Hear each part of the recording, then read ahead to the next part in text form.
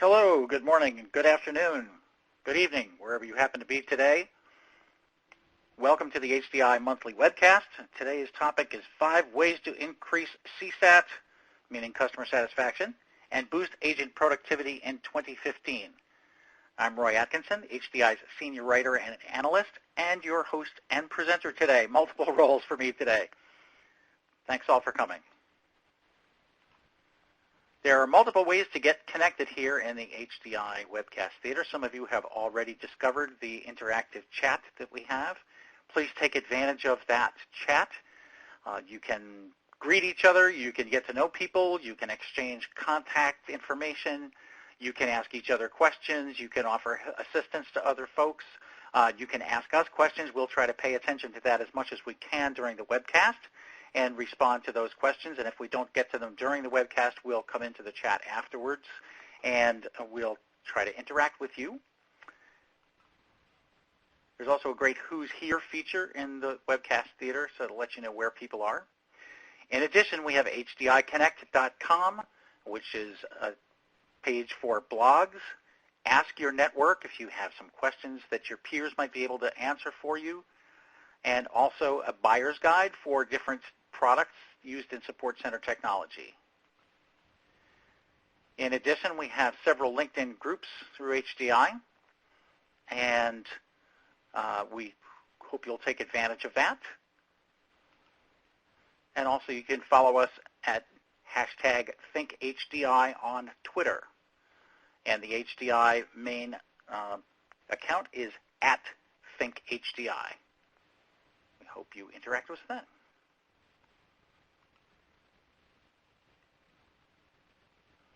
If you need assistance during the webcast, there's where the Help tab is up at the top of the screen, and you can ask questions of the Helpful and Expo staff that's working behind the scenes.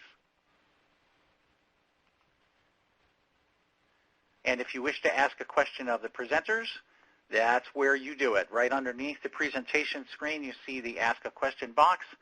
Type your question in and click Submit if you have a question for the presenters. Today's sponsor is support.com. We're always very grateful to our sponsors for giving us the support that we need to put these webcasts on to deliver great information to you. Glad you came today.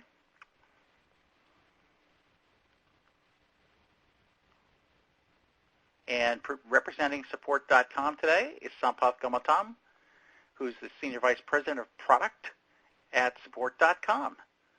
So take it away, Sampath. Thank you, Roy. And I'm really glad to be here as part of this presentation. Again, thanks to Roy and HDI for allowing support.com to participate in this webcast. I wanted to take the audience through a quick brief on support.com, run through an introduction, what we do, where we fit into the larger contact center space, and the way we think about solving problems for our customers. And then I'll turn it back to Roy. Just a quick introduction to support.com. Support.com delivers value to our customers through both services and technology. We've been public since 2000, so we've been around for a while. We run our own contact center, so that's the services element, and we provide these services for our partners. And we also have technology and software as a service, cloud-based product called Nexus, which I'll cover in a little bit more detail. We have great domain expertise because of the fact that we run our own contact center, and we have taken this domain expertise and that rich services heritage, taken that knowledge and incorporated it into Nexus product. We have major brands that we support as our partners, several of the cable companies, security software companies, numerous U.S. retailers.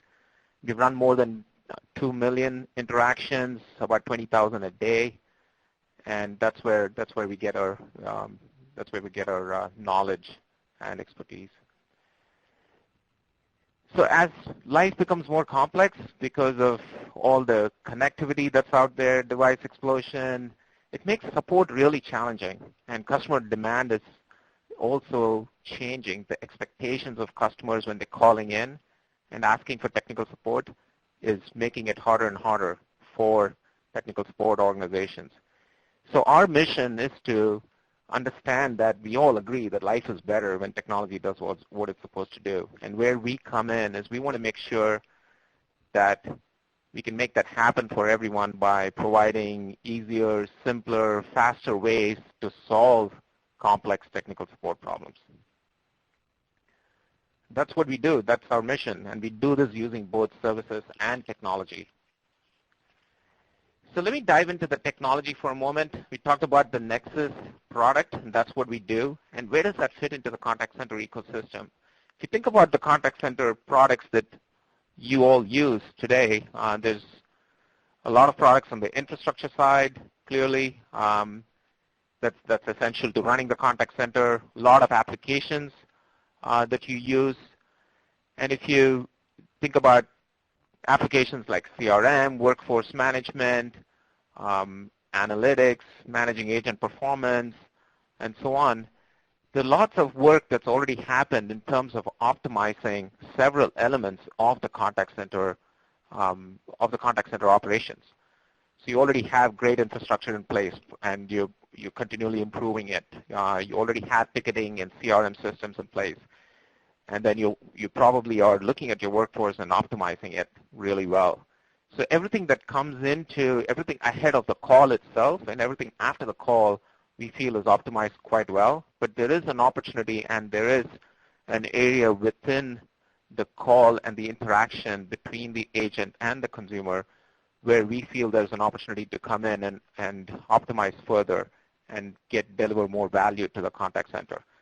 And here's where Nexus plays in. And we are calling this the support interaction optimization space. It includes guided resolutions. It includes knowledge management, self-service, performance management, and analytics to bring it all together. And that's where Nexus, our product, plays in the market.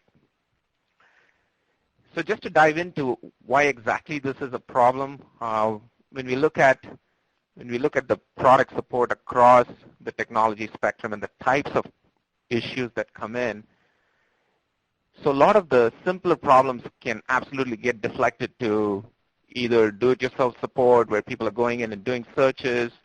There's lots of ways to do crowdsourced social support. Definitely self-service, including forums and company-sponsored self-service portals are very important.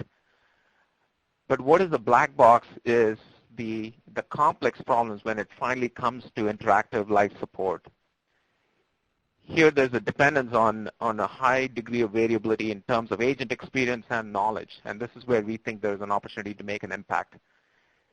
So you don't have as much access to insights about how the agents solve the problem, and I think the default behavior that people have is, okay, let's continue to keep working at it, and after the fact, go back and look at call recordings and see how we can optimize perhaps. But you don't get deep insights into the step-by-step problem resolution that the agent has gone through. And this is getting even more complicated with a lot of third parties in the mix, a lot of other products out there, explosion in knowledge sources, and so on. And this is what we went to set out and optimize. So we created a product called Nexus. And what Nexus does is really, it's cloud software for optimizing support interactions. It's turning every agent into your most productive agent.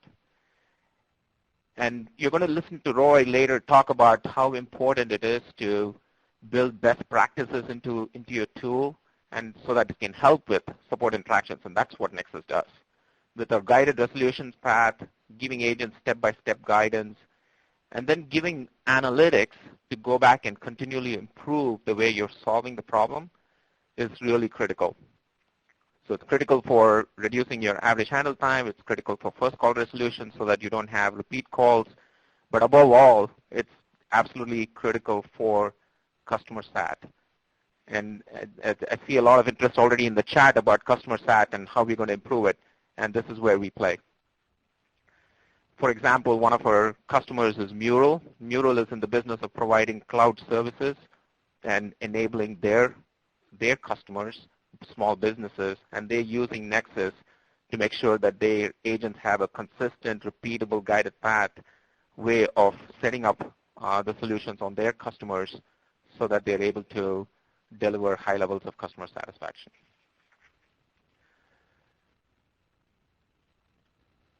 So a couple of areas where we think we really excel. One is the ability to get rich analytics from each of the steps, and that's another point about that Roy is going to make, and he was talking about this earlier when we were chatting about what we were going to cover. It's the ability to act on customer feedback as well as the interaction detail and bringing those two together. So you want to make sure that you get customer feedback. You want to make sure that you look at how your agents are solving problems at a very detailed level, step by step. And these analytics are what Nexus Analytics affords and allows you to do. And the way Nexus differs from other solutions out there is our unique ability to bring in different kinds of data into the mix. It's not only the process detail, it's also about the device detail, the device data, and marrying that up with what the agent has done, and also build in automation to make sure that your repeatable steps are done or executed very quickly and consistently.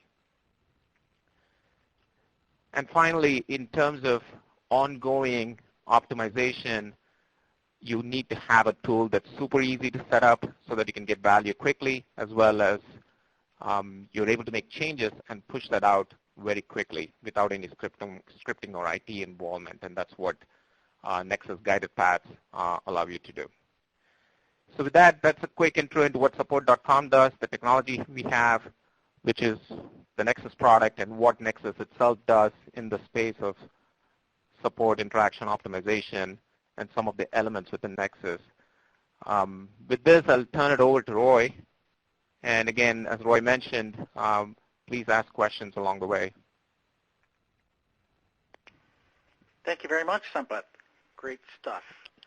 And I'm sure that we'll have questions about some of the things that you're doing. So I'm just going to do a very brief introduction of myself. For those, many of you probably know me from things like the customer service Twitter chat that we have on Tuesday evenings, or you know me through HDI, where I'm the senior writer analyst and work a lot with our research and our publications. And I happen to be extremely interested in customer service. I've been involved in customer service in one way or another since high school. So it's been a long and interesting career, and lots of things have changed with customer service, but of course the main objectives are still the same. So today we're going to talk about 5 ways to increase customer satisfaction and boost agent productivity in 2015. And it might be helpful to start off with a definition of what customer service is. And this is our definition from the HDI glossary, and it's providing a service and or support to customers in advance of, during, and after a purchase. And then it talks about what the purpose is. It's to add value to the product or service being provided and increase customer satisfaction. So there's the two things. Make the product or service more valuable to the customer because they know how to use it, or they don't have any trouble with it because you've solved a problem or answered a question for them, and also to make sure that they're satisfied with the product or service. If you really want to delve into customer service at the highest levels and really try to generate some customer service excellence in your organization, there actually is a framework for customer service excellence. And those of you who might be in tech support or IT might be familiar with ITIL, the IT Infrastructure Library, as it used to be called, which was originally produced by the Cabinet Office of the UK government. And they have also produced a framework for customer service excellence. And there's the URL right there. It's customerserviceexcellence.uk.com. And those are the elements of customer service excellence according to that standard. And insight means you understanding your customers. Organizational culture means you have a culture in your organization. You have a team that supports the idea of making customer service a priority. Information and access means that you have free exchange of ideas and information with the customers and with your own team, sharing of knowledge, sharing of information. Delivery is just concentrating on those aspects of customer service in which you're directly interacting with customers, and I'll talk about some of those today. And then timeliness and quality. So how rapidly were the solutions delivered to the customer, and how well were they delivered to the customer? That's basically it. That's the real high-level look at it. If you want to know more about it, there's lots of information on that website, and it's a really good place to go to get some ideas about how you might improve customer service in your organization. So the number one thing out of the 5 ways today I want to talk about is best practices in every interaction. So there's a lot of controversy about best practices. What is a best practice? A lot of times we talk about good practices.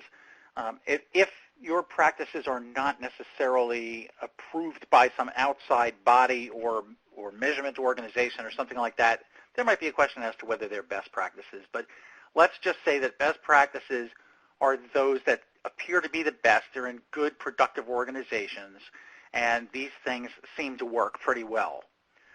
So number one is, have good documented goals and procedures, and I'll talk about what not to use as a goal a little bit down the road here.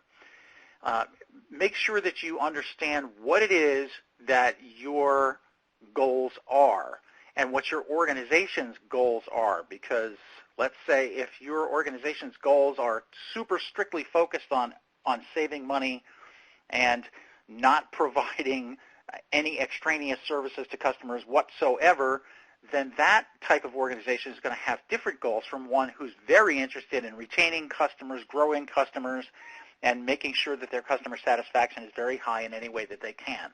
It's going to be a different focus. They're going to be different goals. So understand those goals, and then the procedures that tell you how to follow through to attain those goals. It's really important that agents have what they need. If you're on the front lines, it's really, really important that people have the right tools, the right skills, and the right knowledge. And Sampath was just talking about some of the tools that Support.com offers that can help out here. And the skills, it goes without saying, people need to have the correct communication skills. They need to have skills in terms of their technical understanding of how their job works and probably how the customer's product works or their service works to help them understand it. And they have to have knowledge that's shared among the team. You have to be working off a good set of knowledge in order to provide the best service, and I'll talk a little bit more about that in a bit. And then just in general, you have to keep up with industry trends. Things change. Customer demands change. Customer expectations change. And the way that services are delivered change. A few years ago, we wouldn't have been talking about customer service departments who are taking contacts via mobile app or SMS text messages from cell phones, because we weren't doing that. Now we are. A lot of places are using those types of interactions with customers and counting them as contacts and providing support through those the same way they would if it was a phone call. So customer preferences change over time, and the technology certainly changes over time, and it's rapidly changing now. So keep abreast of industry trends through professional organizations such as HDI or ICMI, or sister company. It's very important to do that. And as far as best practices go, every interaction, it's important to have a really good handle on how those interactions happen. And there are I believe, four foundational skills that are really important for your frontline people to have. You have to be able to listen, and by listening I mean actively listen, so that you're not misunderstanding your customer, so that you're not running ahead of your customer and trying to provide a solution before they get to the question. That's my personal weakness. When I'm listening to somebody ask a question, I think I know what they're going to ask, and so I might rush to judgment about what they're actually going to ask, and sometimes I get it wrong. And I need to learn to listen better and more patiently. And then empathy, which is not necessarily feeling sorry for somebody.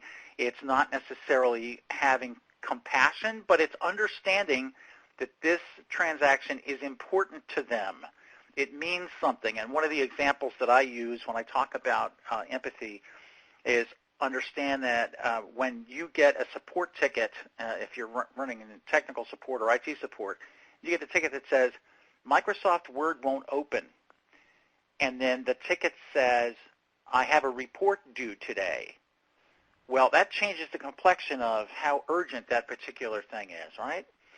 Because if you think about it, that person might be in trouble if they don't have their report done.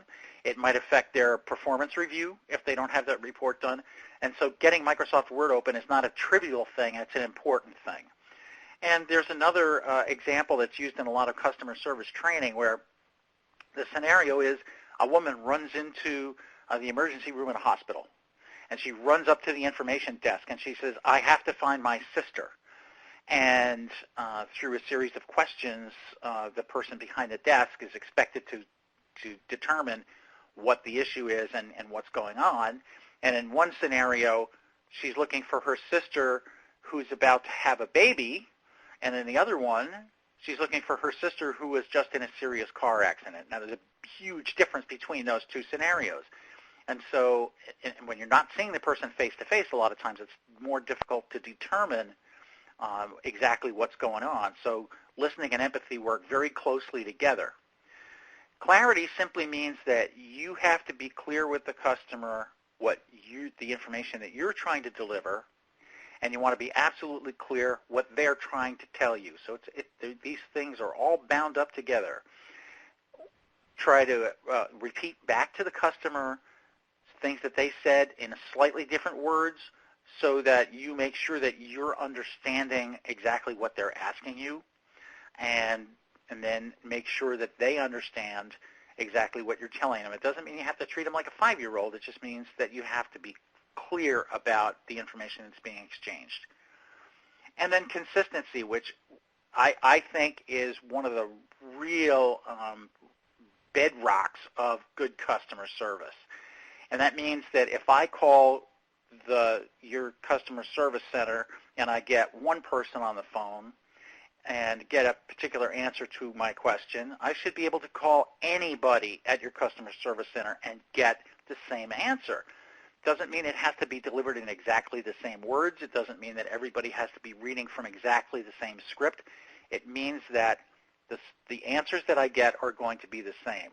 Not only that, it also means that the way that those questions are answered or the services provided is the same.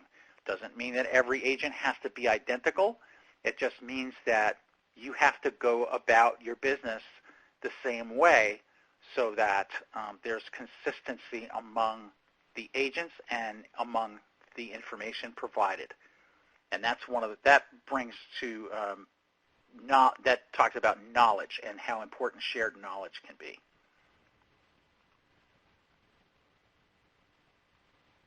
So number 2 of the 5 ways is tools to capture step-by-step interactions. And this is one of my little sayings. I used to have a sign outside my office that said, if it's not documented, it's a rumor. Make sure that you have good documentation. Don't run into scenarios where somebody's saying, well, the customer said this. Well, is it in the report? Is it in the ticket? Is it in the customer record? It's really important that everything gets documented. All the interactions with the customer get documented. And that any procedural changes or any knowledge that you have, things have to be documented. It doesn't mean that you have to have reams of paper. It means that you have to have good, consistent records.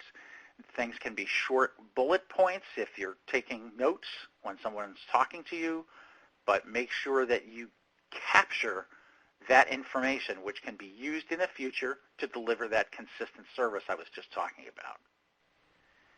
Second thing is, if the tools are difficult or cumbersome to use, they won't be used correctly. People will bypass them. Your agents won't use them if they're hard to use. I think you'd probably agree with me there. So those of you who are on the front lines especially, if you have tools that are really tricky to use, it makes it very hard. It slows you down. It inconveniences everybody, including the customer, while they wait for you to update something, or you're waiting for your systems to update, or however it works for you. Whatever gets in the way is going to get in the way of providing that good service.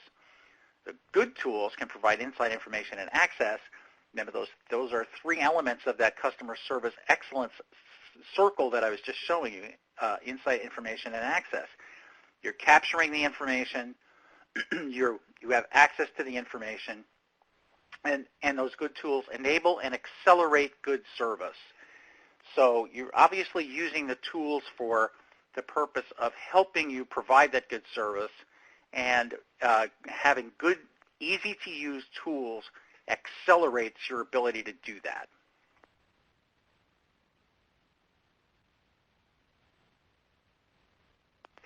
And then good customers want the right answer quickly. It's both of those things. It's right and it's quickly.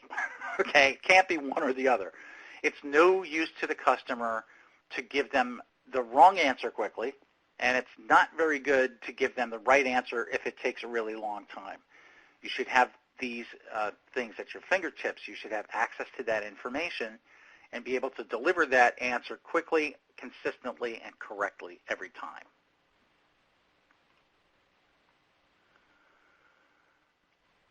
So step by step, here's a little run through a customer interaction. Verify the customer. There's usually a way to do that. If they're a return customer, or if they've bought something here before, verify that you're in fact talking to the right person. In some cases, this might be really important. They might have a customer number or something like that.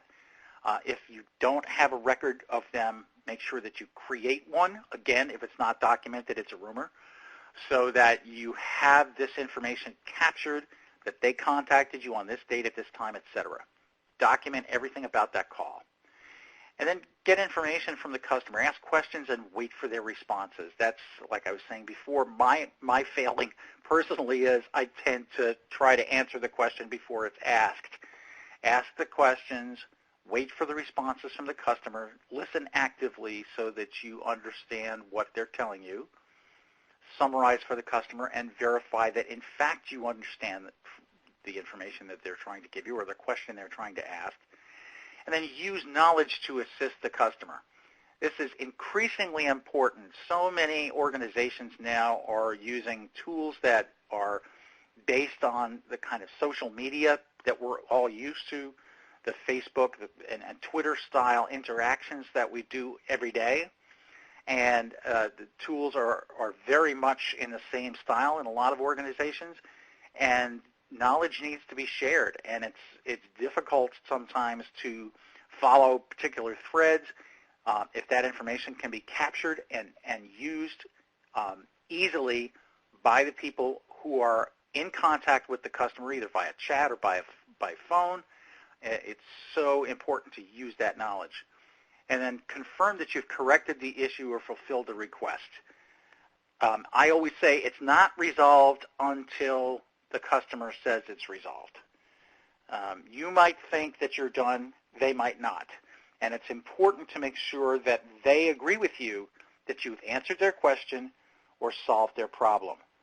And if it's something they need to come back to you on, well, make sure that there's a clear channel for them to contact your organization back and say, yes, this was successful. And make sure that all the records are updated. Again, if it's not documented, it is a rumor.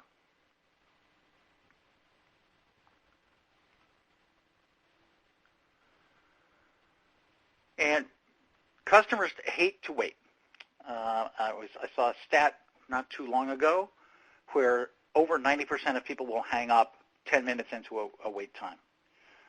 Sometimes wait times are multiples of that. If there's a particular event going on, like a large weather event, and people are contacting airlines, sometimes it can be very, very long hold times.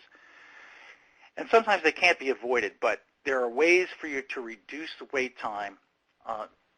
One of them is to provide good self-service. And in order to be good self-service, it not only has to be searchable. Having a search in it is great, but if your customer can't find things, it's not very helpful. And there are some keys to being able to provide that kind of self-service, and I'm going to talk about one of them today. It's called Level 0 Solvable. I'll mention that in just a little bit. The knowledge and information that you're providing through self-service has to be up to date and it has to be the correct answer. Sometimes it's very, very difficult to find the information that is really the correct answer. There might be multiple entries in a knowledge base that I can search as a customer, and some of them might be right, some of them might not be right, some of them might be outdated. So it's important to review that knowledge and have a system for doing that. And at HDI, we're very strong proponents of something called knowledge-centered support.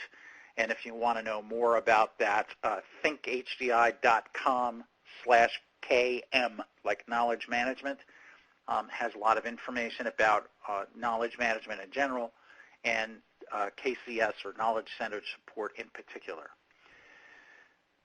Then you have to staff appropriately. And that means that you can't be too short of agents. Now, organizations don't want to overstaff because that's a very expensive way to do business.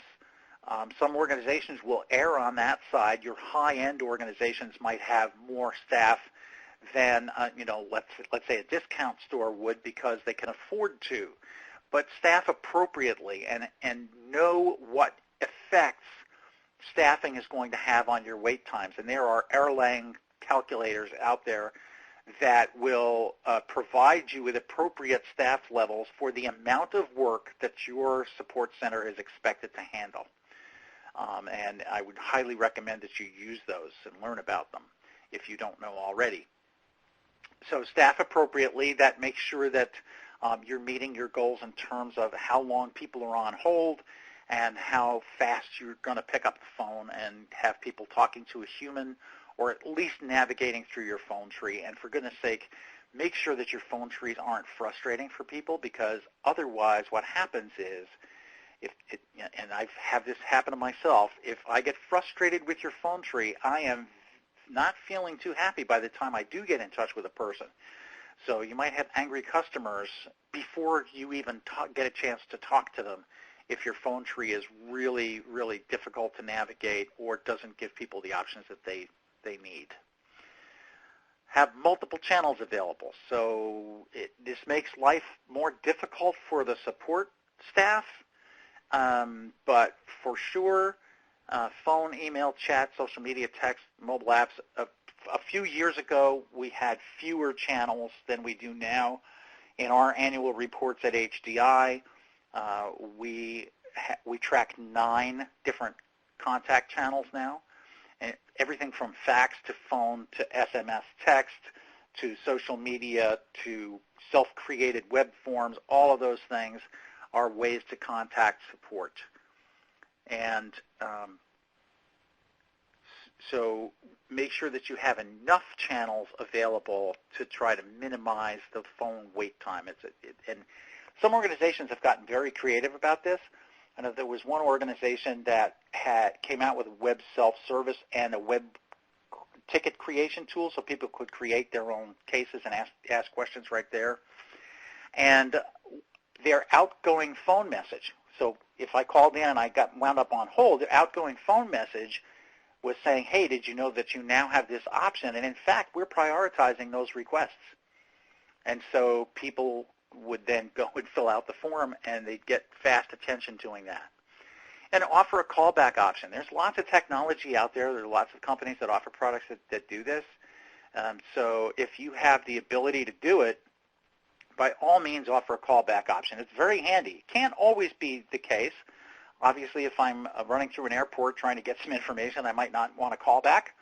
But if I am reaching out to your company for a specific piece of information, I have a callback option. I very often take advantage of that, so I don't have to sit on the phone for 7 minutes or 10 minutes or however long it's going to be. You'll call me back and then verify that it's me on the end of the phone, and all will be right with the world. So offer that option if you can. So I mentioned level 0 solvable, and I'm going to talk about this. It's a very simple thing. We have information on our website. If you go to our thinkhdI.com and just search on LZS, you'll come up with an article, and I believe it's in the resources you can download today by our Executive Director of Training and Certification, Rick Joslin. Level 0 solvable. And it's a metric used to measure the effectiveness of self-service. Well, here's how it works. It's pretty cool. And again, it's very simple. Search knowledge using the customer's words. So if somebody refers to your primary product as a widget, then you should search on widget. Use the customer's words. And another example that I use from IT support is a lot of times customers will search on Outlook or calendar or email.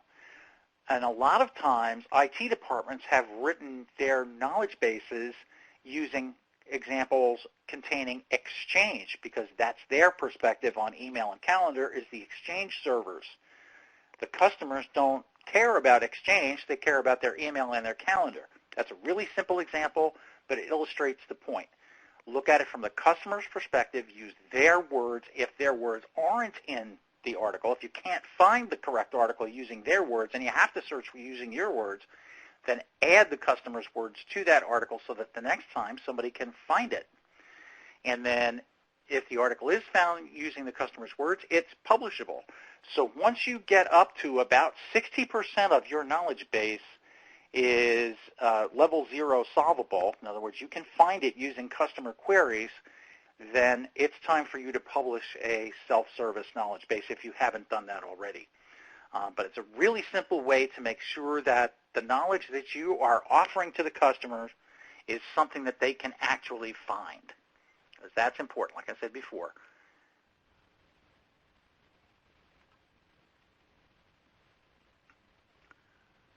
Number 4, have accessible customer records.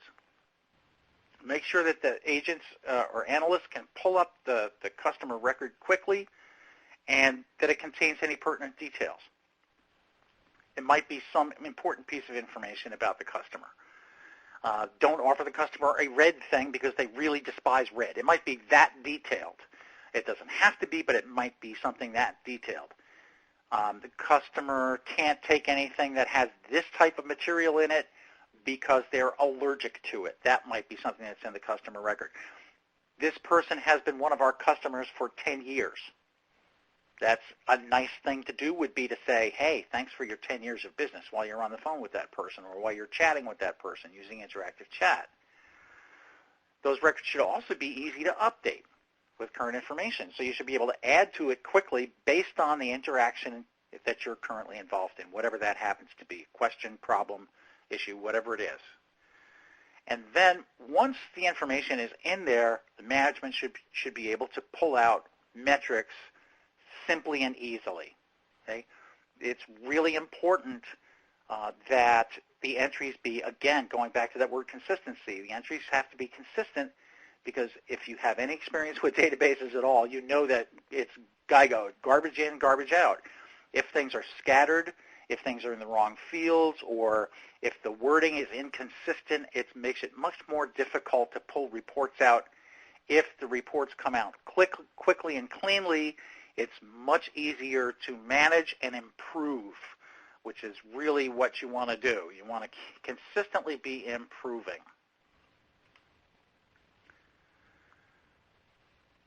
So there's 2 components to every customer contact. One is the technical, and the other is the emotional. And if we go back to the example that I gave a little bit earlier, where a person contacts the IT support desk and says, hey, Microsoft Word won't open and I have a report due today, the technical part is Microsoft Word won't open. The emotional part is I have a report due today. So I'm frustrated, angry, scared, whatever it happens to be. Now, my boss told me I'm going to get fired if this report is late, and it's going to be late if I can't get Word to open. Whatever it happens to be. That's the emotional component. And that's where that empathy comes in. So solve the technical and the emotional problem. Make sure that the person understands that you relate to what they're feeling. Again, you don't have to necessarily agree with them, but it's important to make sure that you make that connection and let them know that you understand the urgency of the concern of their issue. So number 5 is gather and act upon feedback. A lot of organizations gather feedback. A lot of organizations put that feedback in a database somewhere or in a pile of records somewhere and never do anything with it. If you don't act on the feedback, you have a problem. And it's really important to do this. Sometimes customers will ask you to do something in their feedback that you don't have the possibility to do right now, or maybe ever. But it's important that you at least acknowledge that. Thank you for your feedback. We appreciate it. We can't do it right now, but we'll keep it on file for future reference. At least that way the customer knows that you've looked at it. If you offer feedback to a company and you never hear from them again, well, then there's not really a reason for you to have feedback. Acting on the feedback is what makes the feedback important, just not hearing the feedback. Sometimes customers will have really clever ways of solving a problem that your company has that you may or may not even be aware of. And it might be something simple. It might be something extremely inexpensive or even free. They might just have a different perspective on what it's like to walk through the front door of your store. And they might offer you a solution for something that will make it much better in the customers' lives, and it might not cost you a nickel. So don't look the gift horse in the mouth. Make sure that you at least review, consider, and act on as much of that feedback as you possibly can. It's really, really important that customers feel valued in this way. And this is a really great expression of it. Vala Afshar, my friend, says, customer feedback is gift, unwrap it, and share it with your team. Vala is a really good guy on customer service. If you want to follow him on Twitter, his handle is his name, Vala Afshar. It's all one word. And he's a chief customer officer at a network company, and he's just a brilliant guy. This is something that gets me frustrated. If I have a really good interaction or if I get a really good product someplace and I want to go praise the company, a lot of times I'll go to their website and it says, customer feedback. I'll click the button and I cannot figure out a way to give them praise. They'll say, please enter your complaint, or they'll give me a drop-down menu of reasons I contacted them, none of which are to offer them praise. I can't find a phone number for anybody that will, take praise. Or if I do get through to somebody and I say, hey, I had a great interaction with so-and-so today, or I really like your product, that kind of sound a little puzzled, like, why would you call me to tell me that? Well, thank you very much, Roy, but, okay. That kind of tone of voice. Let customers praise you. Welcome it. People want to give you praise. If you are a standout in customer service and you're head and shoulders above your competition, believe me, people will want to praise you, and so let them do it. Give them a way to do it. Give them a direct way if possible. Add a thing to that drop-down menu that says, tell us how great we are. And some companies have that, and guess what? People do tell them. It's wonderful. Don't be afraid to let them praise you. Okay, so some of you in the chat beforehand were asking about different ways to measure customer satisfaction, and you're very interested in how this works. So I'm going to go through 3 major ways to do this. The most common one is it's just called CSAT, short for customer satisfaction. And the most common way to measure this is a survey that has some questions on it. And I will tell you, don't ask too many. I recount this horror story fairly frequently when I'm talking to groups about customer service. I once went and spent one night at a hotel. It was a chain I hadn't stayed at before, and I got a customer service survey the next day, a customer satisfaction survey, I should say. And I went through and answered the first page of 1 or 2 questions and clicked next, expecting it to advance fairly rapidly. And the progress bar at the bottom of the page had moved like 1%. And I thought, oh my goodness, how long is this survey? So then I decided to go through the whole thing, and it was 142 questions about one night at a hotel. It was everything from how the tissues were to did I like the sheets and the comforter, and were the pillows soft enough, and were the the lights bright enough, was the television in the right place, did I have a remote control, did it work properly? It's like, wow, that's way too much to tell you. It should be quick. It shouldn't be more than 5 questions. That you should be able to find out what you need to know in 5 questions or less. Generally, customer satisfaction CSAT scores are measured using a scale of 5, sometimes a scale of 4. Some organizations take out that number 3, the neutral, but it ranges basically from very dissatisfied to very satisfied. And when you see a CSAT number, when you see a customer satisfaction score on somebody's web page or in a communication from them, generally what they do is they take the top 2, the satisfied and very satisfied, and kind of stick them together. And it's a little bit misleading to do that, but that's how it's generally done. So when a company says 95% of our customers are satisfied, what they really mean is, probably 5% or less are very satisfied, and then some other percentage, which is larger, are satisfied, meaning above neutral. So that's the one way, and the most used way to measure customer satisfaction is using a CSAT score. It does have problems, by the way, and the problem is a lot of times companies or organizations are asking the wrong questions. You're asking questions that are important to you rather than being important to the customer. And so knowing what's important to the customer becomes important itself. And the top things that customers say about being a successful customer service professional is somebody who's efficient. They answer my questions and transactions quickly. All right, I had talked about that a little bit earlier. They're empowered to handle my requests without transfers or escalations because that takes a lot of time. So people want the correct answer quickly, as I mentioned a little bit earlier. And it's more important to them to get the correct answer quickly than it is to have somebody who's pleasant or professional on the phone. It's important to be pleasant and professional, but customers value the quick nature of the correct answer more highly than they do that professional manner. It's important to keep things like that in mind and ask the right questions on that survey to make sure that it's not all skewed toward your needs. And for goodness sake, don't make it a case of blame the agent. Was the agent professional? Was the agent cordial? Was the agent this? Was the agent that? If you make it all about that, I'll abandon a survey like that every single time because you're trying to make it about the person and not about the product or service, and that's not right. The second way that a lot of organizations measure is Net Promoter Score. It's a little bit more complicated. It's a 0 through 10 score, and the people who respond with a 0 through 6 are called detractors. 7 and 8 are passives, and 9 and 10 are promoters. And what happens is when you score this, you take all the responses, you throw out the 7s and 8s, and you subtract the detractors, the 0 through 6 responses, from the 9 and 10 responses from the promoters, and you wind up with your Net Promoter Score. A good score can be in the 40s on this, by the way.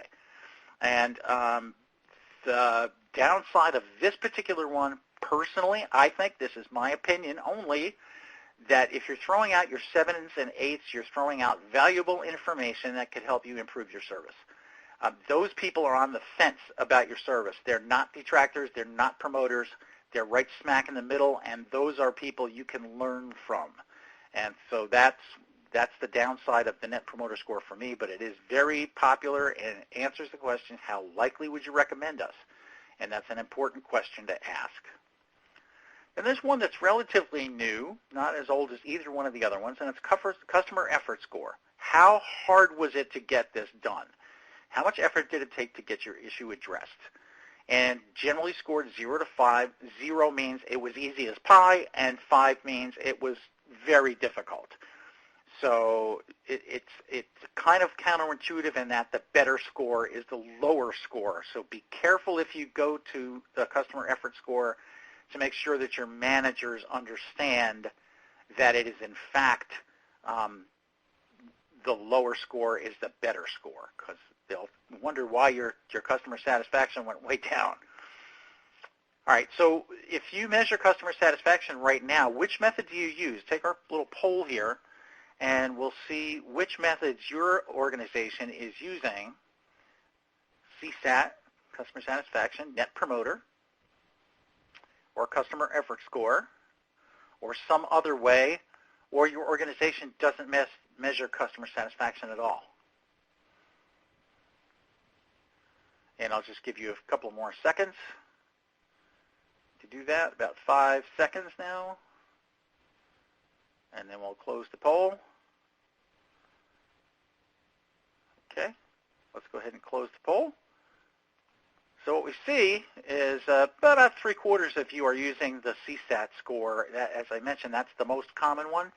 And again, it is very common and can be extremely useful. Just make sure that the questions that you're asking are the ones that are important to the customer.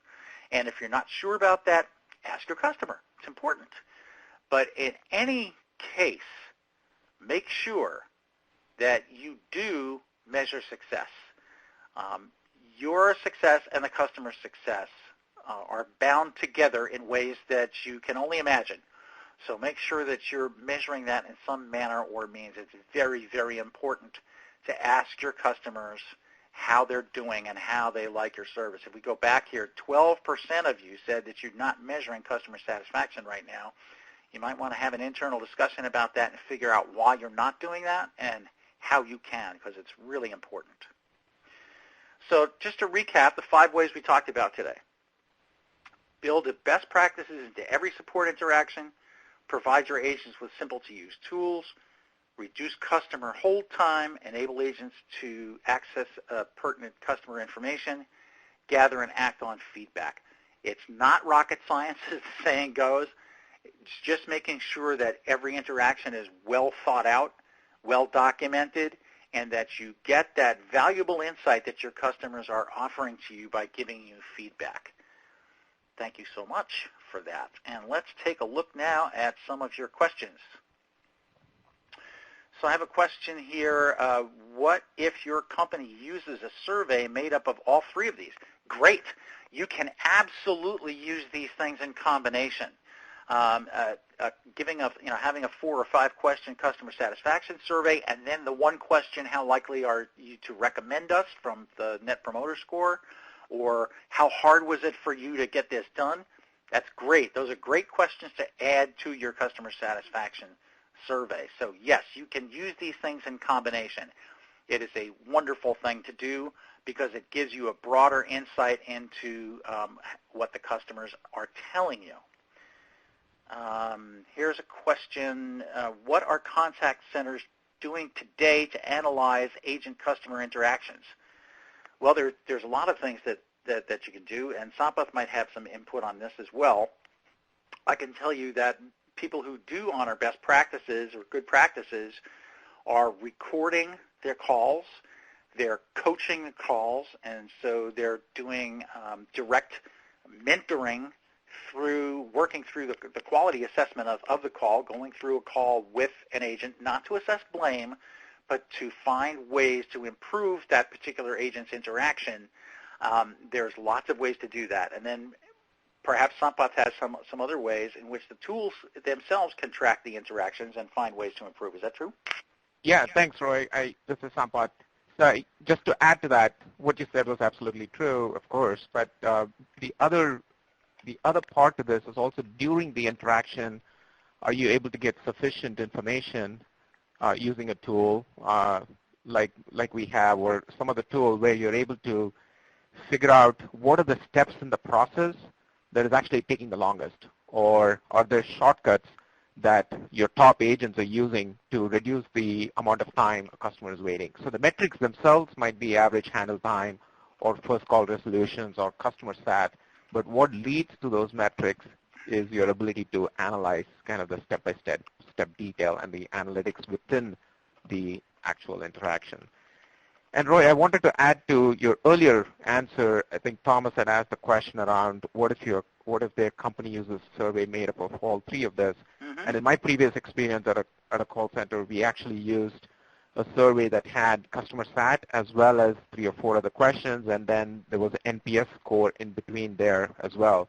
And that's an okay approach, but the one nuance there that I would caution against is if you throw in multiple questions, you get the CSAT score, and then the NPS score, the one element of the NPS score is that you have to keep in mind is that NPS score now reflects that interaction. Whereas if you think about NPS, the real value of the NPS is kind of the overall relationship that you have with your customer. So I would recommend that NPS is almost a separate survey, and you do it on a randomized basis rather than hit the customer on every interaction. So Yeah, I think great. you get more value out of your NPS that way. Good point.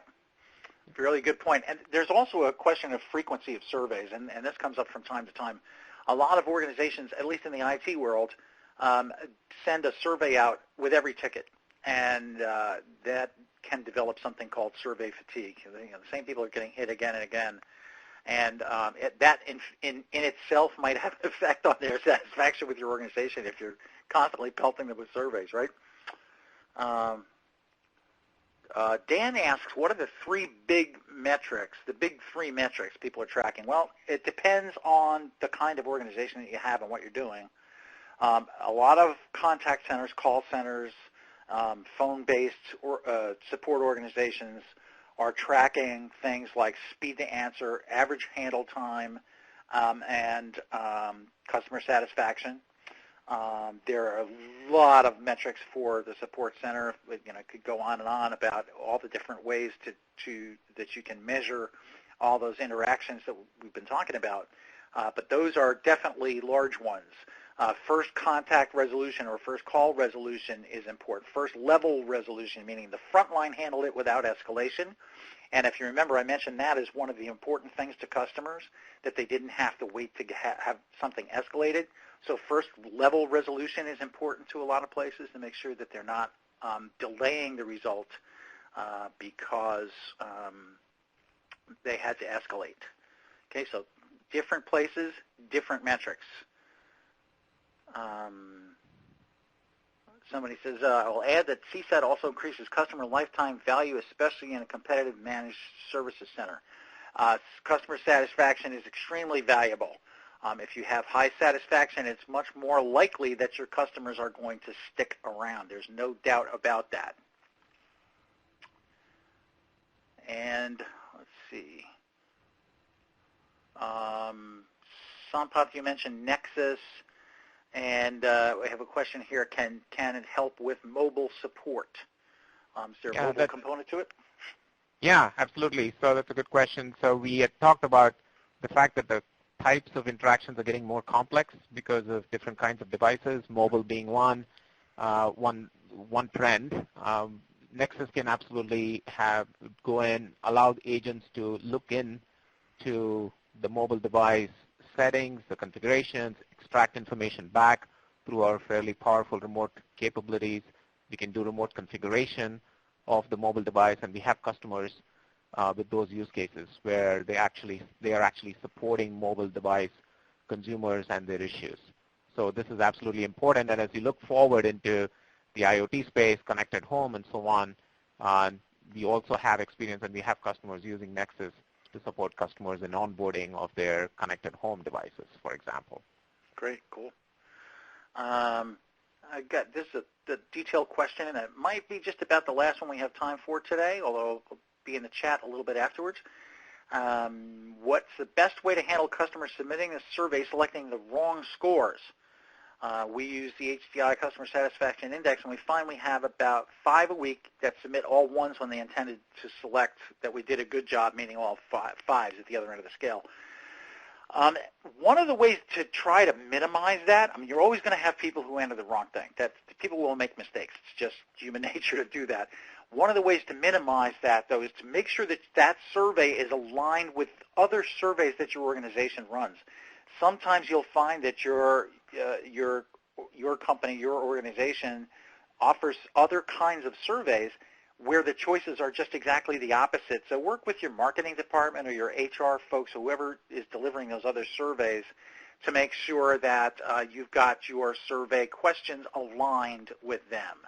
So we're really running short on time today. Thanks to Support.com for sponsoring. Thanks to Sampath for being here. It was great to have you aboard, and thanks for the good information.